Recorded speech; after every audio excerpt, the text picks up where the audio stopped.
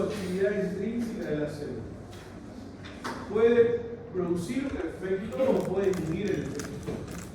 En el caso de la enzima, los medicamentos que estamos viendo acá van a producir una inhibición de procesos enzimáticos que nos dan un producto químico, ¿no?, relacionado con estos medicamentos. Por ejemplo, la neostigmina y la acetilcolinesterasa.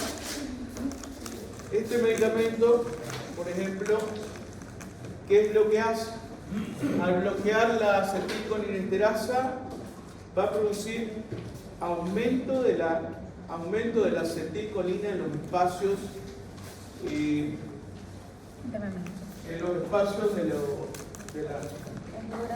sinápticos, ¿no?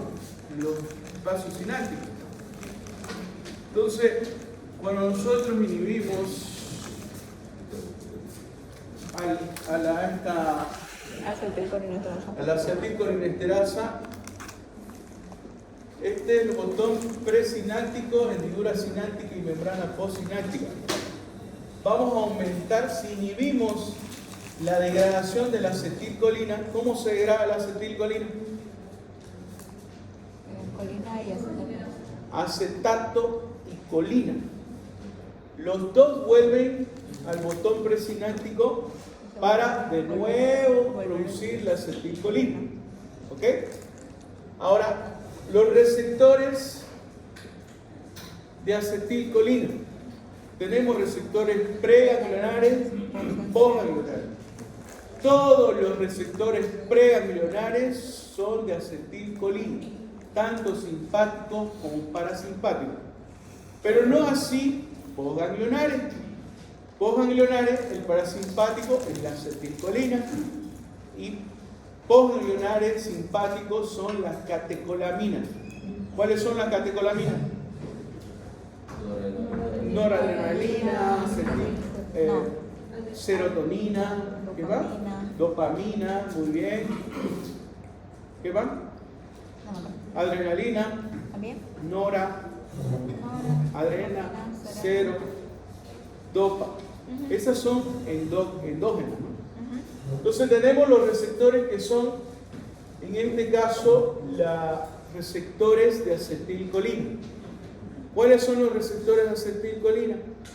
A nivel periférico tenemos a los muscarínicos y a los nicotínicos, pero los muscarínicos tenemos una clasificación 1, 2, 3, que tienen sus localizaciones. No vamos a entrar en ese detalle, pero decimos, una vez la acetilcolina está aumentada, va a unirse a sus receptores de acetilcolina.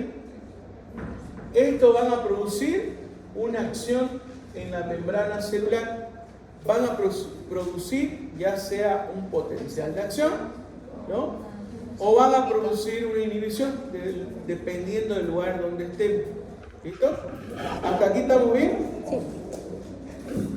Sí, yo sé que tengo que profundizar un poquito en fisiología. Entonces, la parte fisiológica, ¿dónde viene el fármaco? El fármaco viene a inhibir a una enzima que se llama acetilcolinesterasa.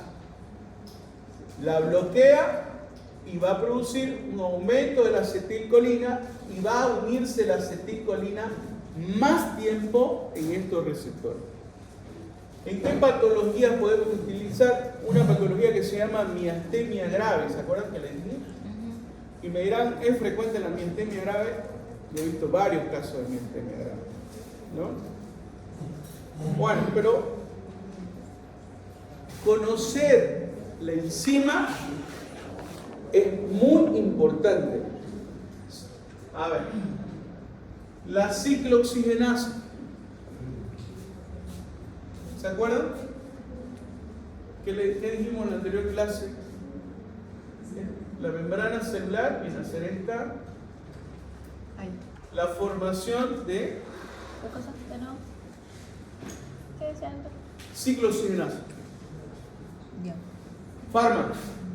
Aspirina. ¿Qué hace la aspirina? Inhibe la prostaglandina. está relacionado con las prostaglandinas. Pero antes de saber eso, tenemos que saber dónde está la ciclooxigenasa, de dónde viene, por qué se produce. Tenemos una molécula que se llama ácido araquidónico. ¿Se acuerdan? Esta molécula va a producir dos vías. Una que es la ciclooxigenasa y una que es la lipoxigenasa. La ciclooxigenasa, que es esa de allá, se divide en dos: COX1 y COX2. La aspirina, ¿qué es lo que hace? Va a bloquear la formación de la COX. Ahora, dependiendo de la dosis, está relacionada con su unión. Por ejemplo, a dosis de 80 o a 100 miligramos, esta se une a COX1. Arriba de 1 gramo, 2 gramos, esta se une a COX2 y la bloquea. Aquí va la parte de fisiología.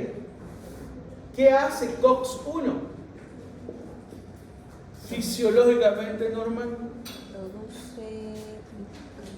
A ver, siempre traten de hacerlos por órgano. ¿Ya? ¿Qué hace en el estómago? Ayuda a la producción de bicarbonato. Aumenta, bien, aumenta la formación de bicarbonato a nivel de la mucosa digestiva. A nivel renal, ¿qué hace? Fisiología. ¿Se acuerdan de una estructura que se llama glomérulo renal?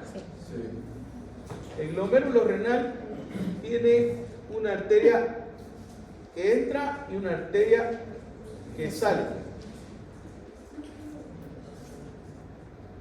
¿No? La arteria que entra, ¿qué pasa con las prostaglandinas?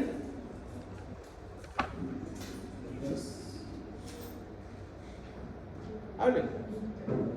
¿Qué dice? Producen un proceso de dilatación o relajación del músculo liso. O sea, hace que el filtrado glomerular entre normalmente. Dijimos que un filtrado glomerular normal está en 120 a 125 ml por minuto. Ya. ¿Qué pasa? A ver, con esas dos situaciones, ¿qué pasa si yo bloqueo COX1? Voy a tener alteración, sus efectos secundarios del fármaco. Como por ejemplo, puede producir lesión gástrica. ¿Pero por qué? No hay cómo se forme el bicarbonato a nivel de la mucosa. ¿Qué pasa con el glomérulo renal? Vasoconstricción. ¿Por qué? Porque no hay quien produzca la vasodilatación. La farmacodinámica, chicos, tiene sus efectos no solamente en un solo lugar.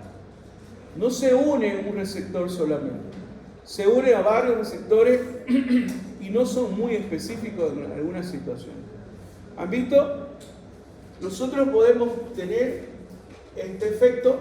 ¿Y para qué lo utilizaríamos como efecto con dosis de 80 miligramos, de 100 miligramos? Que solamente podríamos, el uso terapéutico, inhibir COX1. Hay una molécula que se llama tromboxano A2, que la encontramos en las plaquetas. ¿Qué función tienen las plaquetas? Está relacionada con coagulación. Si luego hay plaqueta, no se forma el tapón, ¿lo ves? Entonces, este mecanismo de esta aspirina lo utilizamos para inhibir la formación del tromboxano A2. Fisiológicamente, ¿para qué nos sirve? Para la trombosis. Como un antiagregante plaquetario. Para evitar trombosis. En medicina, en el protocolo que ustedes están viendo, ¿no? En los síndromes coronarios, la aspirina es un medicamento que está relacionado como protocolo. Pero ¿por qué se utiliza? ¿Para qué lo utilizamos? ¿Con qué objetivo lo utilizamos? Con inhibir COX-1. Por eso las dosis son bajitas. Ahora, captopril. Ya lo hablé esto en la anterior clase, pero estamos repitiéndolo. Captopril. ¿Qué nos dice del captopril? Es un fármaco que actúa inhibiendo una molécula que es el angiotensinógeno, que transforma la angiotensina 1 en angiotensina 2. Otra vez el riñón. Hay un sistema que se llama sistema renina-angiotensina-aldosterona, que produce, ¿qué va a producir? Aumento de la presión arterial. Vasoconstricción. ¿No? Ahora, cuando nosotros utilizamos el captopril, va a producir el bloqueo de la enzimático de conversión de angiotensina 1 a angiotensina 2. Inhibición de la ECA. Y esto va a provocar vasodilatación. Se convierte en un medicamento antihipertensivo porque estamos alterando una función, ¿no?, que normalmente lo hace el sistema renina-angiotensina-aldosterona. ¿Cómo podemos utilizar otros fármacos? Bueno, en esta ocasión estamos viendo enzimas, ¿no? Inhibición enzimática. Pero podemos utilizar bloqueantes beta, por ejemplo, ¿no?, para disminuir la presión arterial. ¿Por qué? Porque es un receptor que está relacionado, como vamos a ver más adelante, con el simpático, y vamos a ver su reacción de ese fármaco. A ver, otro fármaco. Ya. Sidobudina. Vamos a hablar un poquito de virus.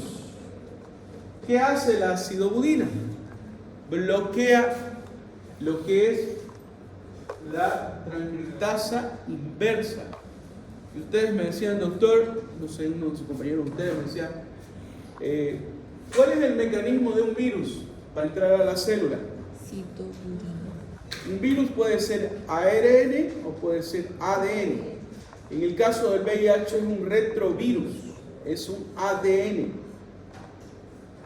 ¿Qué es lo que pasa primero? Se adhiere, penetra. Hay una enzima aquí que se llama enzima de la transcriptasa inversa. ¿Qué hace? Transforma el ARN viral en ADN. Este ADN se introduce al núcleo celular para que se produzca la síntesis proteica. ¿Qué hace ese fármaco? Evita que el ARN se transforme en ATN. Sencillísimo. Yo no estoy aumentándole ni disminuyéndole. Si ustedes saben lo básico, solamente aplicar el fármaco. Tenemos fármacos que van a producir una inhibición de la transcriptasa inversa acá. Es una actividad enzimática que le da al virus, ¿no?, la transformación de ARN a ADN. Punto. Por supuesto que hay otros fármacos que actúan en la liberación, que actúan en la síntesis, pero no estamos hablando de ello. Estamos hablando de esto, ¿ya? Bueno, entonces, enzima comprendido. Vamos a seguir. Canal iónicos. Nos dice, en los fármacos más utilizados tenemos la lidocaína, amiloride, nifedipino, tolbutamina y diazepam. ¿Qué es lo que hacen estos fármacos? Pueden bloquear o pueden activar estos canales, ¿no? Nos dice, por ejemplo, la lidocaína, ¿qué produce? Va a bloquear los canales de sodio sensibles al voltaje. En otras palabras, me está diciendo, va a bloquear la despolarización para provocar una repolarización, ¿o no? Sí. Vamos a bloquear la función del sodio, la entrada de sodio a la célula. ¿Por qué? Porque ¿para qué se utiliza la lidocaína? Es un anestésico local cuando se lo utiliza localmente, pero cuando se utiliza por vía endovenosa nos sirve como antiarrítmico. ¿Pero por qué? Porque a nivel de las células musculares cardíacas produce una alteración o un bloqueo también de la bomba de sodio, produciendo, ¿no?, un bloqueo de las despolarizaciones continuas que se hacen. Entonces, tenemos un medicamento con dos características de terapéutica diferentes. Uno que es por vía endovenosa, que lo podemos utilizar como antiarrítmico, y local como anestésico. Bloquea lo que es la despolarización, podemos decir, ¿no? Y esa actividad de los canales iónicos está relacionada con el mecanismo de acción. Amiloride, ¿qué hace? Amiloride, trialtereno y espironolactona son ahorradores de potasio, son antihipertensivos, pero son ahorradores de potasio. ¿Qué nos dice? Bloquean los canales de sodio del túbulo renal, aumentando la eliminación de sodio, por supuesto, y también está relacionado con la reabsorción de potasio. Nifedipino es un medicamento antihipertensivo que están relacionados con los canales de calcio sensibles al voltaje. ¿Qué es lo que hace? Lo inhibe a los canales de calcio para que el calcio no se libere en el citoplasma y no produzca la contracción. Entonces, el nifedipino se convierte en un medicamento que entra a las células musculares lisas, no deja pasar al calcio al citoplasma y de esa manera produce una relajación muscular, no una contracción muscular que nos puede subir la presión arterial. El nifedipino es un bloqueante de los canales de calcio que su principal terapéutica está relacionado, va a bajar la presión arterial. Tiene su nombre, lo conocen aquí, casi la mayoría utiliza, pero ya no se debería utilizar, pero lo seguimos utilizando. Se llama el Adalat, en nombre comercial. Y ustedes algunas veces van a escuchar, coloquemos Adalat sublingual.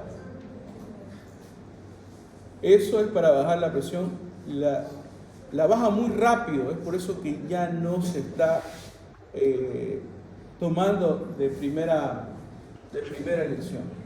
Ya vamos a ver por qué, pero ahorita estamos hablando solamente de farmacodinámica.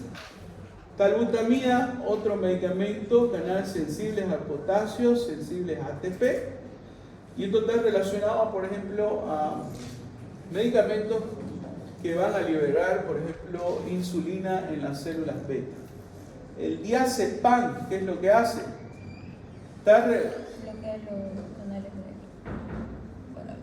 Los canales de cloro lo va a regular, ¿lo va a bloquear o lo va a activar? ¿Activa? Vamos a ver que lo va a activar. Lo va a activar porque va a abrir los canales de cloro, va a entrar el cloro y va a producir un efecto en la membrana celular que es la hiperpolarización. ¿Okay? Los cotransportadores, Doctor, ¿y ahí qué tiene aparte del cloro? ¿Por qué dice el GABA? El GABA. ya. En realidad lo que hace, si nosotros hacemos que esto sea nuestras indicaciones, por ejemplo, se une a los receptores GABA. ¿Qué hace con los receptores GABA? Lo activa para que se abran los receptores y entre cloro. ¿Qué hace el cloro dentro de la célula? Hiperpolariza. Va a producir una hiperpolarización en la membrana celular. ¿Qué es lo que va a suceder? No hay despolarización y hace periodos de no transmisión de impulsos eléctricos.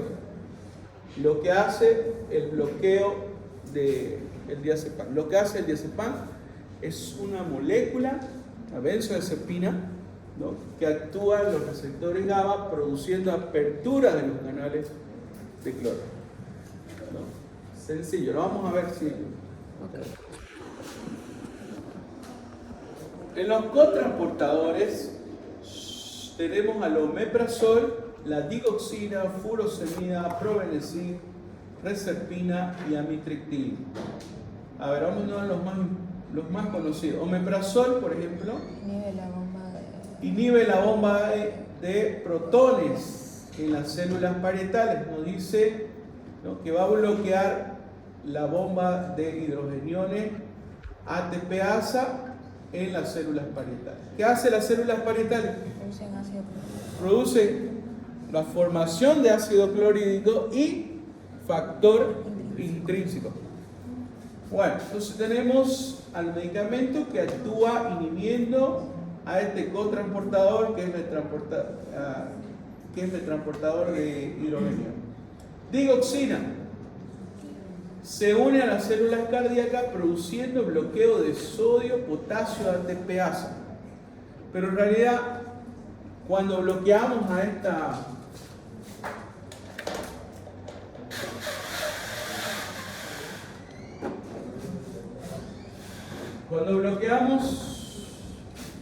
las células cardíacas, ¿qué es lo que sucede dentro de la célula? ¿El calcio aumenta o disminuye? Disminuye. En el citoplasma, ¿qué es lo que pasa? Cuando bloqueamos la bomba de sodio, potasio, ATPasa, hacemos que no haya liberación de calcio fuera de la célula.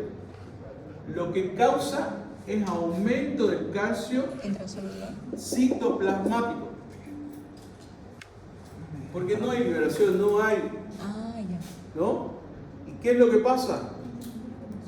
El efecto inotrópico del aumento del corazón. A ver, pregunta. Es un medicamento, a ver, este medicamento es interesantísimo, me gusta porque tiene su mecanismo de acción bastante interesante. Tenemos un nervio que tenemos una inervación simpática y parasimpática en el corazón. Normalmente el corazón no debería necesitar ni al simpático ni al parasimpático. ¿Por qué? Porque la conducción es autónoma. El sistema cardionector del corazón está relacionado con una despolarización constante que lo hace el nódulo sinusal, que es el marcapaso normal. ¿A cuánto manda la frecuencia cardíaca el marcapaso natural del corazón?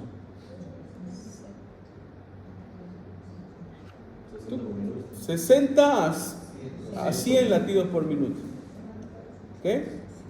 Cuando esta se produce, por supuesto, una taquicardia, ¿no? Por ejemplo, este medicamento disminuye la frecuencia cardíaca. ¿Pero cómo lo hace? Si me está diciendo, doctor, si es un medicamento que produce inotropismo positivo. A ver, el simpático tiene varias funciones en el corazón. Inotropismo, bacnotropismo y gronotropismo. ¿Okay? Esos son los efectos simpáticos. Y tenemos los negativos, que están relacionados con el parasimpático. Una ramita va ahí del neumogástrico al corazón, ¿no? Y va a dominar la parte parasimpática. La digoxina es un medicamento que solamente tiene un efecto positivo relacionado con el simpático, que es el inotropismo o ionotropismo positivo. ¿Qué es el ionotropismo positivo? La contracción muscular. ¿Por qué lo hace? ¿Cómo lo hace? Al calcio lo encierra el citoplasma para que haya una interacción con la actina y la miosina a ese nivel. Se produce eso. Pero ¿y por qué, doctor, lo utilizamos en pacientes, por ejemplo, taquicárdicos? ¿Puede disminuir la frecuencia cardíaca? Sí, nos puede servir como un medicamento para disminuir la frecuencia cardíaca en pacientes con taquicardia. Entonces, ¿cómo lo hace? Estimulando al parasimpático, estimulando al vago, al neumogastroenteropatocólico, su ramita. Entonces, este medicamento es un medicamento que lo podemos utilizar en taquicardia, pero tiene, si ustedes ven eso, ¿cuál sería la contraindicación de este medicamento? Con solamente saber lo que les he dicho.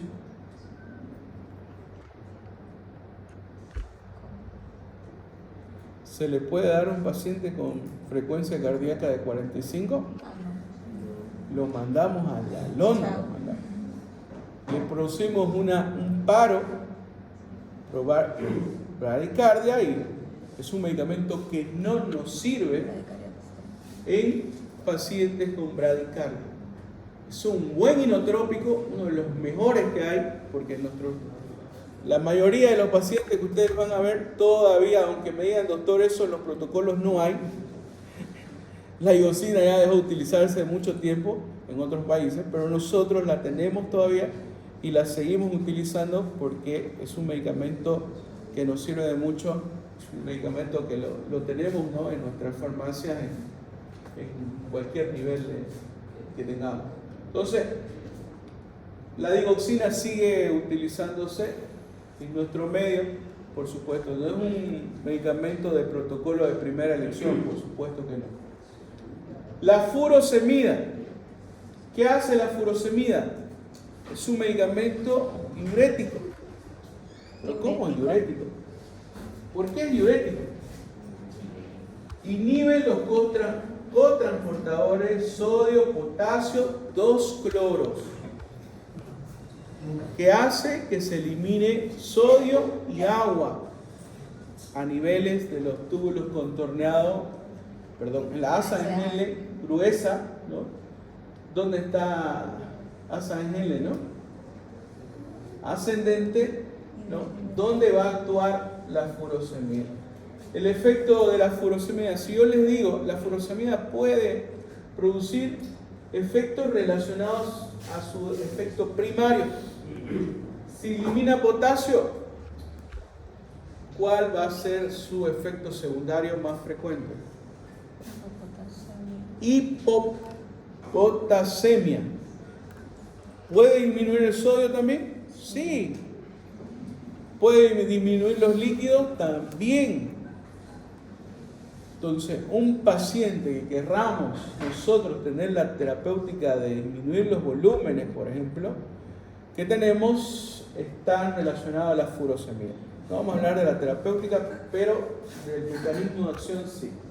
El probenecid es un medicamento que va a inhibir los transportadores de ácidos débiles de los túbulos renales, ¿no? Y que está relacionado a disminución de eliminación de moléculas farmacológicas que están relacionadas con un pK ácido, ¿no? Bueno, de esto, la amitriptilina, por ejemplo, es un inhibidor de la enzima, de las proteínas, los cotransportadores relacionados a la noradrenalina. Va a aumentar los niveles de catecolamina y se lo da en personas, por ejemplo, personas que tienen depresión. Este medicamento sí lo tenemos en nuestras farmacias, por si acaso. y siguen utilizándolo en los protocolos. Los tenemos todavía. Vamos a ver. Los receptores farmacológicos fisiológicos, vamos a ver que uno tienen activadores y otros bloqueadores. Por ejemplo, los adrenérgicos beta 2, el salbutamol, ¿qué hace? Es un broncodilatador, va a producir un efecto agonista. Los bloqueadores, por ejemplo, el propanolol, va a bloquear los efectos del salbutamol en alguna situación y se convierte en un medicamento que puede producir interacción farmacológica. Un paciente no puede recibir el propanolol con el salbutamol. ¿Por qué? Porque están actuando en el mismo receptor, pero no, uno lo activa y el otro lo inactiva. Entonces, por ejemplo, ¿no? Nos dice el propanolol puede bloquear a beta 2 y ese receptor lo tenemos en el pulmón. Entonces este medicamento se convierte en un medicamento que tenemos que tener mucho cuidado al uso del salbutamol, pero está relacionado con sus receptores. ¿Dónde se utiliza el propranolol? En pacientes con hipertensión arterial. ¿No? Otro ejemplo, adrenérgicos alfa 1. ¿No? ¿Qué medicamento puede estar relacionado con la activación? La adrenalina, ¿qué es lo que hace? ¿No? Va a producir un efecto a nivel de los alfa 1, los receptores alfa 1. ¿Dónde están los receptores alfa 1? En los vasos sanguíneos. ¿Qué es lo que hace cuando lo activamos? Produce vasoconstricción y esto va a aumentar la presión arterial. En realidad, aquí debería estar la noradrenalina. La noradrenalina lo que hace es aumentar la presión arterial porque su principal receptor es alfa 1. ¿Podemos bloquear ese efecto? Por supuesto que sí, ¿no? El bloqueo de alfa 1, por ejemplo, utilizando prazosina. ¿Qué es lo que haría? El efecto contrario. vasodilatación. Vasodilatación. ¿Aumenta o disminuye la presión arterial? Disminuye. Disminuye.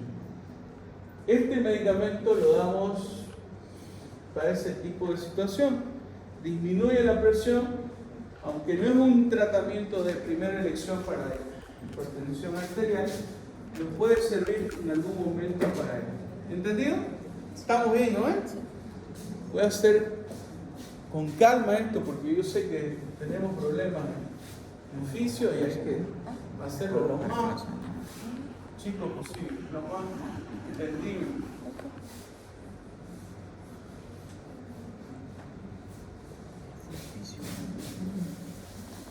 Entonces, por ejemplo acá, dopamina. Se unen los receptores dopaminérgicos tipo 2. Tiene su efecto principalmente, por ejemplo, la dopamina la utilizamos como también un medicamento vasoactivo, ¿no? Actúa a nivel de los vasos sanguíneos en los receptores dopaminérgicos. ¿Qué hace la dopamina, por ejemplo, en el sistema? Si nosotros decimos un caso de aumento de la dopamina en el sistema nervioso central. ¿Han escuchado ustedes de la esquizofrenia? Sí. Y, por ejemplo, el bloqueo ¿cuál es la terapéutica? Hay medicamentos que son típicos y atípicos. Y los típicos, por ejemplo, la clorpromazina, va a bloquear a los receptores dopaminérgicos. Si yo les digo, tenemos, aunque no está bien clara la etiología de la esquizofrenia, pero se dice que está relacionado con El aumento de dopamina. aumento de la acción de la dopamina en sus respectivos receptores a nivel central. Si nosotros utilizamos un medicamento que los bloquea, tenemos la terapéutica ideal, pero con efectos secundarios, como por ejemplo, ¿quién domina la fisiología del sistema nervioso relacionado con el movimiento, con los músculos mejor? Las vías, ¿se acuerdan de las vías? Tenemos 3 vías, ¿no? Motora, vía piramidal, vía extrapiramidal y la vía cerebelosa, anatomía. Todas estas vías están relacionadas con un neurotransmisor en la parte excitadora. La vía extrapiramidal está dominada por la dopamina. Si no tenemos dopamina, se produce alteración de los movimientos que domina el sistema. ¿Cuál sería? Piramidal, extrapiramidal, le dije, ¿no? Y cerebeloso. El extrapiramidal. ¿Qué pasa entonces con ese paciente que toma clorpromazina? ¿Cuál va a ser su efecto secundario? Comienza a temblar en reposo. ¿Pero por qué lo hace? Porque estamos produciendo un efecto bloqueador en un receptor que domina ese nivel y pasa al sistema nervioso central produciendo esa actividad. Chicos, yo no les estoy hablando nada del otro mundo, solamente les estoy diciendo, este medicamento actúa en este receptor y tiene esta función.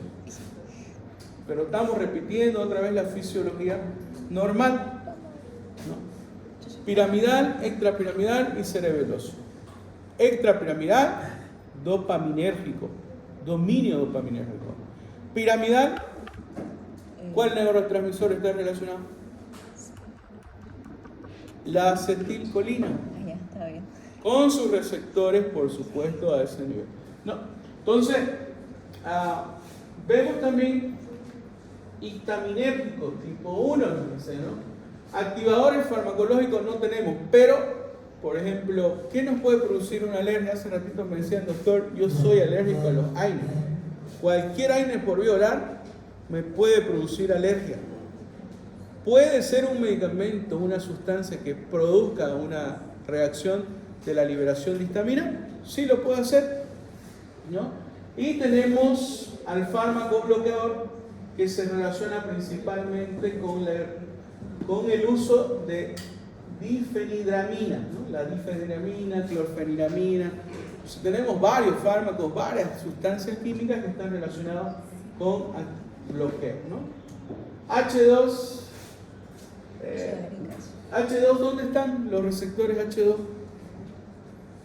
Están a nivel de las células parietales, que producen, fisiológicamente hablando, aumento de la formación de ácido clorhídrico. Los medicamentos que actúan bloqueando H2, aquí nos dice la cimetidina, pero nosotros tenemos otro medicamento que utilizamos bastante, que se llama ranitidina. La ranitidina bloquea a los H2. ¿Para qué? Para que no se forme la liberación de ácido clorhídrico, ¿no? Y se convierta en un medicamento antiácido. Por ejemplo, y aquí terminamos, ¿no? Morfina, naloxona. Uno está relacionada con los receptores opioides.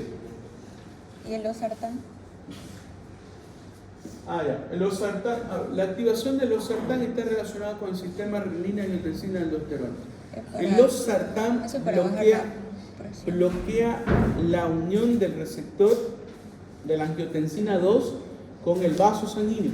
Para que no haya vasoconstricción. Exactamente, Ya, para que no haga. Es otro mecanismo de acción, no es el mismo que el inhibidor de la enzima convertidora. Este bloquea la unión al receptor relacionado con la angiotensina 2. Eso es para... Por eso le dicen bloqueadores AT2, ¿no? Pero, muy bien, no hay un estimulador, pero sí es el sistema renina-angiotensina aldosterona, ¿no? Naloxona, morfina y naloxona. Estos dos, uno actúa en los receptores opioides y el otro bloquea esa función de los receptores bloqueantes de este estímulo, ¿no? Naloxona y morfina. Naloxona es el antídoto para pacientes que se han intoxicado por morfina o opioides, cualquier opioide. Normalmente las intoxicaciones vienen por el fentanilo, el fentacho que le dicen. Pero bueno, eso es una jerga médica, cuando entren al hospital ya van a ver. Entonces, tenemos esa característica. Receptores de insulina, activador de insulina, y no tenemos un bloqueador que nos sirva como terapéutica. Estrógeno, vienen a ser, por ejemplo, el tamoxifeno, un bloqueador de los estrógenos que se utiliza, por ejemplo, en cáncer de mama, ¿no? ¿Por qué? Hay una liberación excesiva de estrógeno y normalmente se producen estas alteraciones. Entonces, ¿qué hace la medicación? Va a bloquear la función de los estrógenos a ese nivel para el cáncer de mama. El tamoxifeno se utiliza actualmente lo siguen utilizando y bastante, ¿no? Que sus efectos secundarios también son considerables. ¿Cómo cuál es, doctor? Ya, igual. Están relacionados sintomatológicamente. Dolor de cabeza, un terrible dolor, una cefalea intensa, que los pacientes tarde o temprano lo dejan, ¿no? ¿Pero por qué? Porque no conocemos sus efectos secundarios, pues, ¿no? La flutamina y testosterona, ¿no? Activador, receptores androgénicos, la testosterona y la flutamina que la puede inhibir. Bueno, entonces, estos son los receptores fisiológicos que nos hablan Goodman y Gilman, Flores, es una belleza de clasificación y la localización de los receptores que vamos a ver. ¿Es importante conocer? Sí. Ya. La vía de transducción de señales. Esto está facilito, ¿no? Ya lo saben, ¿no? ¿Cómo se activa? La célula puede tener un receptor inhibidor o un receptor excitador. Me dirán, doctor, ¿por qué G? ¿Por qué la proteína G? El 65% de los fármacos, un poquito más, están relacionados con este tipo de mecanismo. ¿Cómo actúa? Uno inhibiendo GI, no hace la formación de la activación de adenilato ciclasa para producir segundos mensajeros. Entonces bloquea la función de la molécula farmacológica, es unirse a lo que es alfa-2, por ejemplo, y producir una inhibición. Está relacionado con el bloqueo de la formación del adenilato ciclasa. Tenemos la excitación, está relacionado con su receptor GS, GTP, que el GDP lo desplaza al GTP, es una proteína estimuladora, va a producir actividad en los segundos mensajeros, va a producir una acción de la proteína quinasa, va a producir una fosforilización de las proteínas y va a producir un efecto. Me dirán, ¿cuál, doctor? Por ejemplo, la liberación de calcio dentro de la célula. El calcio es un ion tremendo, ¿no? Que hay que saberlo muy bien. Entonces, el efecto viene a ser, en caso de células musculares, es contracción. En caso del sistema nervioso central, liberación, ¿no? ¿Cuáles son los receptores que tenemos? Acoplados a los canales se llaman iónicos. Receptores acoplados a proteína G, ¿no? receptores con actividad enzimática, receptores que regulan la transcripción de genes. Aquí tenemos rapidito, vamos ahí.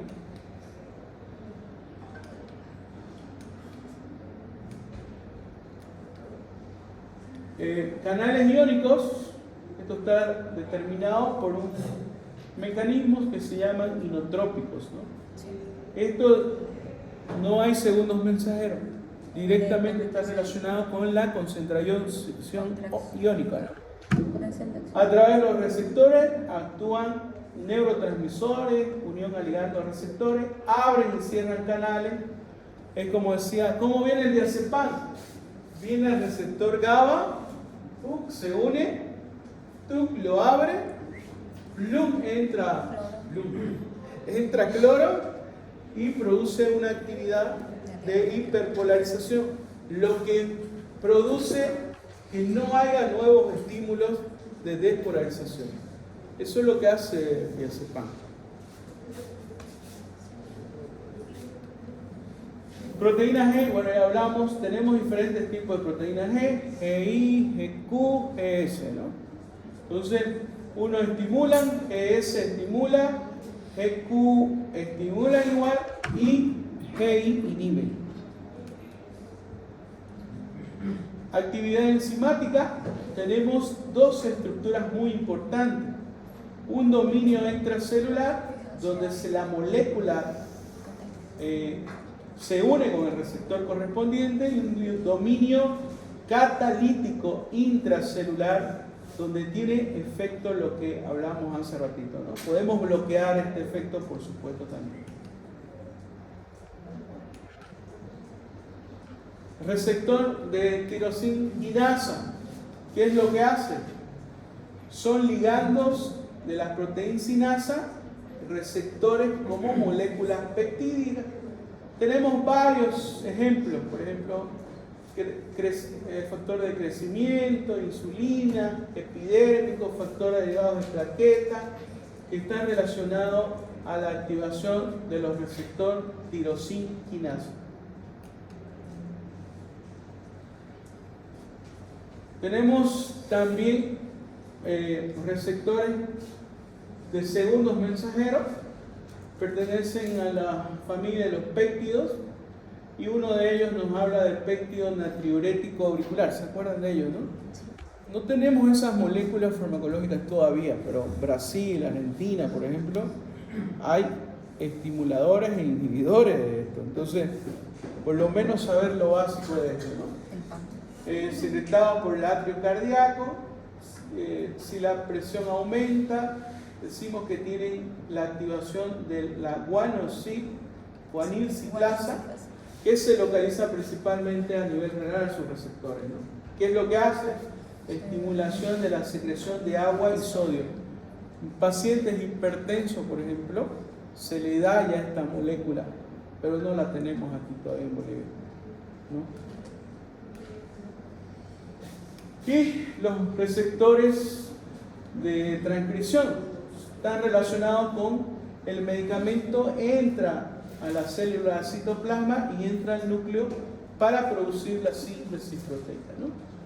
Ligados en receptores de esta familia, tenemos a los glucocorticoides, mineralocorticoides, esteroides, gonadales, vitamina D, hormonas tiroideas, T3, T4.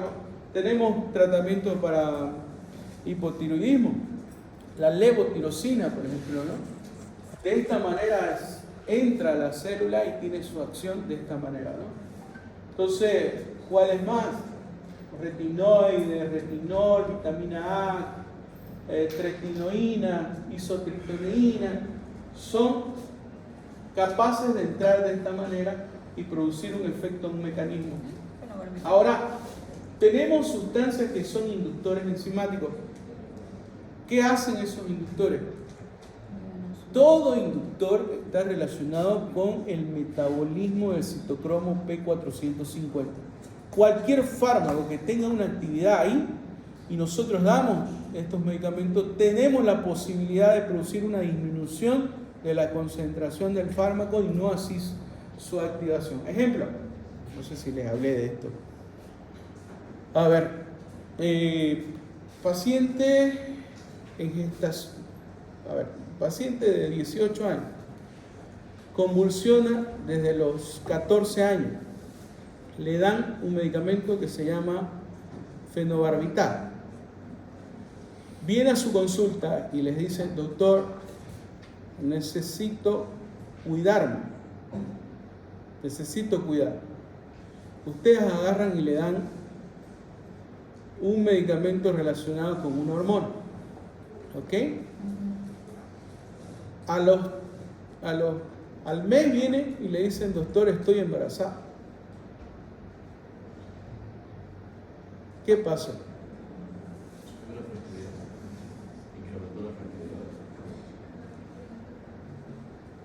¿Qué pasó? ¿Quién se equivocó? Le preguntamos a la paciente: ¿usted tomó su medicación como debía? Sí, doctor, tomé mi anticonceptivo como debía. Tomé todos los días y miren, aparezco con 2 meses de embarazo. Doctor, ¿no puede ser una alteración, por ejemplo, en la FSH? Que hablar de un medicamento relacionado a las hormonas, eso haya alterado sus cosas. No. Pero me gusta que aporte. Ella, Lía, nos conocemos ya años, yo la conozco allá, ella es así. Bien, Lía, gracias. ¿No? Resulta, acuérdense que ella estaba tomando fenobarbital. Es un inductor enzimático. ¿Qué hace? Que las concentraciones de la hormona que se le ha dado a la paciente no lleguen a la ventana terapéutica y esa paciente llegue a embarazarse. O sea, al pedo de la hormona. No lo inhibe. O sea, le baja. A ver, ¿quién me ayuda? Necesito 2 personas, 2. Vengan, 2 chicos, chicas, lo cualquier. Ya. Van a permitir que pueda tocarlo, ¿ya? Solamente el brazo. ¿Sí? Sí. Yo soy citocromo P450, es una enzima que va a comenzar a producir un mecanismo metabólico dentro del cuerpo. Esto se encarga de aumentar o disminuir los metabolismos. Ella va a ser el fenobarbital, ¿no? ¿Qué pasa con el fenobarbital? Ahí incluso hay. Yo agarro a ella y ella me agarra de esa manera y yo voy a correr. Corro, aumento la aceleración del metabolismo dentro de la célula del citocromo P450. Pero él es el estrógeno. Cuando entra él, ahí entra, ella lo va a sacar a él del cuerpo más rápido. Lo saca, lo elimina. Y las concentraciones de estrógeno o de hormona disminuye o aumenta en el cuerpo. Van a disminuir, produciendo que no llegue a la ventana terapéutica y esa persona se pueda embarazar. ¿Entendieron? Como hay estimuladores, también hay inhibidores. Se une por ejemplo, el ketoconazol. Agarra al citocromo P450 y en vez de producir ese efecto, ella me frena. Es inhibidor. El catabolismo me va frenando. Y si él estuviera aquí, fuera lo contrario, él va a aumentar en el plasma sanguíneo, ¿no? Produciendo efectos tóxicos. ¿Por qué? Porque ella está inhibiendo el metabolismo de eliminación de la molécula. ¿Entendió? A esos fármacos se le llaman inhibidores enzimáticos y otros que se llaman inductores enzimáticos. Unos que aceleran y otros que inhiben. Y una vez hice una pregunta sobre el jugo de pomelo. El pomelo le dicen los gringos, nosotros le decimos ¿qué? Grey, toronja. ¿Saben qué es la Grey, no es? Sí. La Grey, por ejemplo, es un inhibidor enzimático. Entonces, cuando toma un paciente todos los días un medicamento que se activa a nivel enzimático del citocromo P450, tiene la posibilidad de producir efectos secundarios tomando este jugo. Y me decían, doctor, pero esa pregunta, ¿cómo vas a preguntar? No, decían, yo las escuchaba. Bueno, esta pregunta salió en la Journal of Medicine para el examen de residencia médica en Estados Unidos. Yo sé que así lo convence a ustedes, pero igual también aquí tenemos toronja y tenemos medicamentos y tenemos todo, o sea, es lo mismo, ¿no? Que estemos allá, que estemos acá, igualito, la toronja es toronja y tiene sus características químicas. Pero ¿por qué le...? Inhibe, en el caso, por ejemplo, de tomar medicamentos hipoglucemiantes, por ejemplo, produce su efecto, lo potencia el efecto secundario. Como en el caso de, al otro lado, ¿no? La activación más rápida. Por eso está aquí, seguro que es chiquitito, ¿no? Pero está. ¿Listo? Bueno, hasta ahí. Ya son las 12. Me dicen a las 12 nos vamos. Ya son las 12. Ajá. ¿Ahorita? Sí. ¿Quieren? No, hicimos una recopilación para que vean.